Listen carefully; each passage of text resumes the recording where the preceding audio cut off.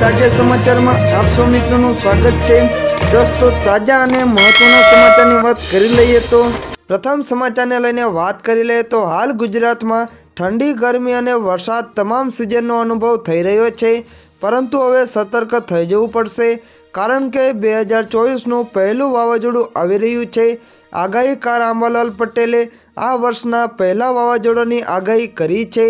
જાન્યુઆરી મહિનાના અંતમાં વાવાઝોડું આવી રહ્યું છે। હવામાન નિષ્ણાત અંબાલાલ પટેલે આગાહી કરતા જણાવ્યું કે ભૂમધ્ય સાગરમાં ચક્રવાત સર્જાયું છે, જેની અસર ભારતના પશ્ચિમ ભાગ ઉપર થશે। 24 થી 26 જાન્યુઆરીએ વેસ્ટર્ન ડિસ્ટર્બન્સની અસર ગુજરાતમાં જોવા મળશે, જેની અસરના ભાગરૂપે કચ્છ, પશ્ચિમ સૌરાષ્ટ્રમાં વરસાદની શક્યતા છે, જ્યારે ગુજરાતમાં અન્ય ભાગોમાં વાદળછાયું વાતાવરણ રહેવાની શક્યતા છે। અંબાલાલ પટેલે આગાહી વિશે જણાવ્યું કે જાન્યુઆરીમાં ઉત્તર ગુજરાત અને કચ્છમાં ઠંડીનો ચમકારો અનુભવાશે। કચ્છ અને ઉત્તર ગુજરાતમાં તાપમાન 10 ડિગ્રીથી નીચે જવાની શક્યતા છે। હિલ સ્ટેશન માઉન્ટ આબુમાં ઠંડીનો કહેર જોવા મળ્યો છે। લઘુત્તમ તાપમાન 0 પર પહોંચ્યું છે। ઠંડીનો પારો ગગડતા બરફની પાતળી ચાદર છવાઈ ગઈ છે। કાર, ઘાસ અને વૃક્ષો પર બરફ જામી ગયો છે। લોકો ઠંડી ઉડાડવા તાપણાનો સહારો લઈ રહ્યા છે। હજુ પણ લઘુત્તમ તાપમાન નીચું જાય તેવી શક્યતા છે। દર્શક મિત્રો, બીજા મહત્વના સમાચારની વાત કરી લઈએ તો આવતીકાલથી અયોધ્યામાં શરૂ થઈ જશે પૂજન વિધિ। 150 થી 200 કિલો વજનની હશે રામલલ્લાની પ્રતિમા। સમાચારને જાણી લઈએ તો અયોધ્યામાં રામલલ્લાના અભિષેકની તૈયારીઓ પૂરજોશમાં ચાલી રહી છે। તે દરમિયાન શ્રી રામ જન્મભૂમિ તીર્થક્ષેત્ર ટ્રસ્ટના જનરલ સેક્રેટરી ચંપત રાયે સોમવારે જણાવ્યું હતું કે પ્રાણ પ્રતિષ્ઠા સંબંધિત પૂજા વિધિ આવતીકાલથી શરૂ થશે। ચંપત રાયે વધુમાં જણાવ્યું કે આ પૂજા પદ્ધતિ 21 જાન્યુઆરી સુધી ચાલુ રહેશે। તેમણે વધુમાં કહ્યું કે રામલલ્લાનો અભિષેક 22 જાન્યુઆરીએ બપોરે 12:20 શરૂ થશે, બપોરે 1 વાગ્યા સુધીમાં પૂર્ણ થશે। આ અંગે આયોજન કરવામાં આવી રહ્યું છે। ચંપત રાયે વધુમાં જણાવ્યું કે રામલલ્લાના અભિષેક બાદ વડાપ્રધાન નરેન્દ્ર મોદી, રાજ્યપાલ આનંદીબેન પટેલ અને મુખ્યમંત્રી યોગી આદિત્યનાથ શ્રી રામ જન્મભૂમિ તીર્થક્ષેત્ર ટ્રસ્ટના પ્રમુખ મહંત નૃત્ય ગોપાલ દાસ અને રાષ્ટ્રીય સ્વયંસેવકના વડા મોહન ભાગવત પોતાની લાગણી વ્યક્ત કરશે। તેમણે પ્રેસ કોન્ફરન્સ દરમિયાન વધુમાં જણાવ્યું કે ભગવાન રામની મૂર્તિનું વજન 150 થી 200 કિલોગ્રામ છે। રામલલ્લા પ્રાણ પ્રતિષ્ઠા સમારોહ 22 જાન્યુઆરીએ છે। તેમાં વિવિધ ક્ષેત્રની હસ્તીઓ પણ સામેલ થશે। ચંપત રાયે વધુમાં જણાવ્યું કે મૈસૂરના અરુણ યોગીરાજ દ્વારા બનાવવામાં આવેલી રામલલ્લાની નવી પ્રતિમાને રામ મંદિરમાં સ્થાપિત કરવા માટે પસંદ કરવામાં આવી છે। ન્યૂઝ એજન્સીના જણાવ્યા અનુસાર નવા રામ મંદિરમાં રામલલ્લાની વર્તમાન પ્રતિમા પણ રાખવામાં આવશે। તેમણે વધુમાં કહ્યું કે 23 જાન્યુઆરીથી લોકો રામ મંદિરમાં ભગવાન રામના દર્શન કરી શકશે। દર્શક મિત્રો, બીજા મહત્વના સમાચારની વાત કરી લઈએ તો 22 જાન્યુઆરીએ ભગવાન રામ આપણને દર્શન આપશે। પ્રાણ પ્રતિષ્ઠા પહેલા પીએમ મોદીએ આપ્યો મોટો સંદેશ। સમાચારને જાણી લઈએ તો અયોધ્યામાં રામ ભગવાનની પ્રાણ પ્રતિષ્ઠા પહેલા વડાપ્રધાન નરેન્દ્ર મોદીએ દેશની જનતાને એક ખાસ સંદેશ આપ્યો છે। પીએમ મોદીએ કહ્યું કે ભગવાન રામ 22 જાન્યુઆરીએ આપણને દર્શન આપશે। તેમણે કહ્યું કે બસ થોડા દિવસોની વાત છે, આ પછી ભગવાન શ્રી રામ એક વિશાળ મંદિરમાં દેખાશે। વડાપ્રધાને કહ્યું કે હું પોતાને જ ખૂબ ભાગ્યશાળી માનું છું કે અયોધ્યામાં રામ મંદિરના પ્રાણ પ્રતિષ્ઠામાં ભાગ લેવાની તક મળી રહી છે। પીએમ મોદીએ રામલલ્લાની પ્રાણ પ્રતિષ્ઠા માટે 11 દિવસની વિશેષ વિધિ શરૂ કરી છે। આ પ્રસંગે તેમણે કહ્યું કે આ એક મોટી જવાબદારી છે। આપણા શાસ્ત્રોમાં પણ કહેવાયું છે કે આપણે ભગવાનના યજ્ઞ અને ઉપાસના માટે પોતાના દિવ્ય ચેતનાને જાગૃત કરવી પડશે। આ માટે શાસ્ત્રોમાં વ્રત અને કડક નિયમો પણ જણાવવામાં આવ્યા છે। તેનું પાલન કરવા માટે પવિત્રતા પહેલાં કરવામાં આવે છે।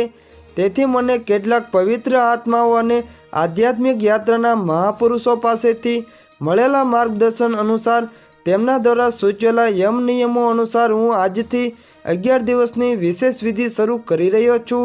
એક ભાવાત્મક સંદેશમાં પ્રધાનમંત્રીએ રામ ભક્તની પ્રાણ પ્રતિષ્ઠા સુધીની દોડમાં સમગ્ર રાષ્ટ્રને તરબોળ કરવાની લાગણીની નોંધ લીધી છે.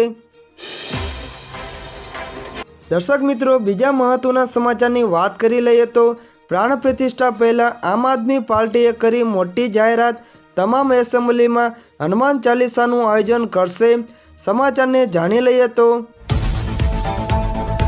22 જાન્યુઆરીએ અયોધ્યામાં ભગવાન શ્રી રામ મંદિરના અભિષેકને લઈને દરેક જગ્યાએ લોકોમાં ઉજવણી અને ઉત્સાહ છે. તે જ સમયે આમ આદમી પાર્ટીએ પવિત્રતા પહેલાં એક મોટી જાહેરાત કરી છે. આમ આદમી પાર્ટીએ એક નિવેદન જારી કરીને દિલ્હીની તમામ વિધાનસભાઓમાં સુંદરકાંડનું આયોજન કરવાની જાહેરાત કરી છે. આમ આદમી પાર્ટીના નિવેદન અનુસાર દિલ્હીના ધારાસભ્યો અને કાઉન્સિલરો દર મહિનાના પહેલા મંગળવારે સુંદરકાંડ અને હનુમાન ચાલીસાનું આયોજન કરશે. આપને જણાવી દઈએ કે ભારતીય જનતા પાર્ટી 22 જાન્યુઆરીએ અયોધ્યામાં પ્રાણ પ્રતિષ્ઠા મુદ્દે દેશને રામમય બનાવવાની તૈયારીમાં છે. આમ આદમી પાર્ટીએ પણ દિલ્હીથી મોટું પગલું ભર્યું છે. આમ આદમી પાર્ટીએ તેના સોશિયલ મીડિયા એકાઉન્ટ દ્વારા પોસ્ટ કર્યું છે કે જય સિયા રામ. દિલ્હીનો દરેક ખૂણો સુંદરકાંડના પાઠ અને હનુમાન ચાલીસાથી ભક્તિમય બની જશે.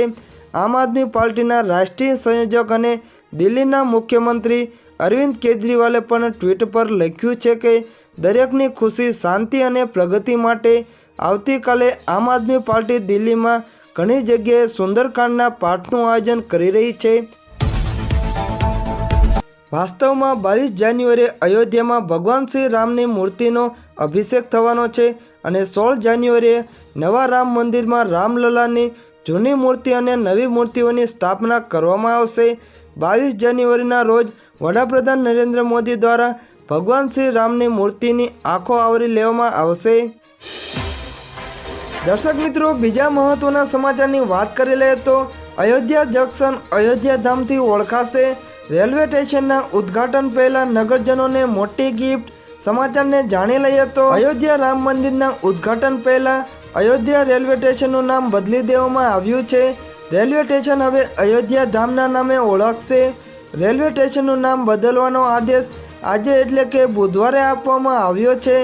માહિતી અનુસાર મુખ્યમંત્રી યોગી આદિત્યનાથે 2 દિવસ પહેલા નિરીક્ષણ દરમિયાન સ્ટેશનનું નામ અયોધ્યા ધામ રાખવાની ઈચ્છા વ્યક્ત કરી હતી, જે બાદ આ નિર્ણય લેવામાં આવ્યો છે. આ ઘોષણાથી રામ ભક્તો ઘણા ખુશ જોવા મળી રહ્યા છે. અયોધ્યા રેલવે સ્ટેશનને લઈને વાત કરી લઈએ તો અયોધ્યા રેલવે સ્ટેશન ત્રેતા યુગને પ્રદર્શિત કરનારા સ્થળ તરીકે તૈયાર કરવામાં આવ્યું છે. આ સ્ટેશનને જોઈને તમને ભવ્ય મંદિરમાં પ્રવેશ્યાનો અનુભવ થશે. રેલવે સ્ટેશનથી રામ મંદિર આશરે 1 કિમી દૂર છે. આ સ્ટેશન આશરે 50,000 યાત્રિકોની ક્ષમતા ધરાવે છે. 30 ડિસેમ્બરના રોજ પ્રધાનમંત્રી નરેન્દ્ર મોદી આ સ્ટેશનનું ઉદ્ઘાટન કરશે.